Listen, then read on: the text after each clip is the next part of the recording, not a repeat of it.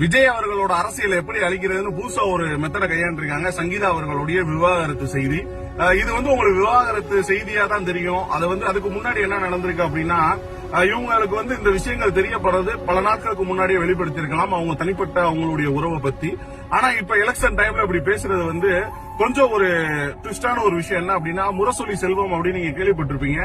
அங்க பாலா அவர்களுடைய முன்னாள் மனைவி, ஜெயம் ரவி அவர்களுடைய முன்னாள் மனைவி, அது மட்டும் இல்லாம சங்கீதா அவர்கள், இவங்க தொடர்ந்து எல்லாருமே ஒன்னா போய் அவங்களுடைய திமுக கொஞ்சம் சரி அப்படின்ற மாதிரி நீங்க இந்த விஷயத்த பார்த்தா உங்களுக்கு தெரியும்.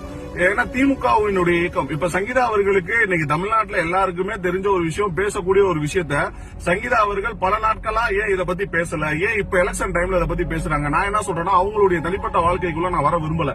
ஆனா எலெக்ஷன் டைம்ல விஜய் அவர்களை அழிப்பதற்காக இதோ ஒரு யுத்தியா நீங்க கையில எடுத்தீங்க அப்படின்னா, அவர் வீட்டுக்கு எப்படி வேணா எழுதிருக்கலாம், ஆனால் இந்த நாட்டிற்கு அவர் தேவை. இந்த தமிழ்நாட்டிற்கு ஒரு மாற்றம் நிச்சயமாக தேவை. அவர் மீது எத்தனை நீங்க இன்னைக்கு வைக்கக்கூடிய எத்தனை இதுக்கு முன்னாடி வச்சிருந்தீங்கன்னா அது குற்றச்சாட்டு, ஆனா இப்ப வச்சிருந்தீங்கன்னா அது குற்றச்சாட்டு கிடையாது. அவர் அழிப்பதற்கு நீங்க எடுத்த ஒரு யுத்தி தான். அது திமுக காரை செஞ்சானா, இயற்கையா செய்யறாங்களா, அவர் அழிக்கணும்னு நினைக்கிறாங்களான்னு தெரியல. 1000 பேர் அவரை அழிக்க நினைத்தால் கோடி பேர் அவருக்காக காத்திருக்கிறோம், தமிழ்நாட்டு மக்களுக்காக.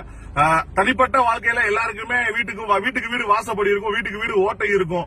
என்ன வேணா சொல்லுவாங்க, திமுக காரன் ஆட்சி ஆளணுன்றதுக்காக என்ன பொய் பரப்புரை வேணாலும் பரப்பலாம். யாரை அழிக்கணும்னா எவ்வளவு தூரத்துக்கு வேணா போவாங்க. நாளை பின்ன எனக்கு இன்னொரு பொண்டாட்டி இருக்குன்னு சொன்னாலும் சொல்லுவாங்க. அப்படிப்பட்ட ஒரு ஈனமற்ற ஒரு திராவிட கழகம் இருக்கக்கூடிய இந்த சூழ்நிலையில மக்களுக்காக வந்திருக்கிறார். அவரை அழிக்க வேண்டும் என்ற நோக்கத்துடன் இந்த செய்தி பரப்பப்படுகிறது.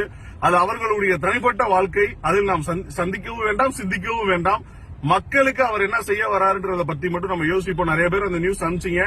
பட் ஆனா இதுக்கு முன்னாடி இந்த நியூஸ் எல்லாம் இருக்கு. திமுகவினுடைய சரியாவும் இது இருக்கலாம். நன்றி.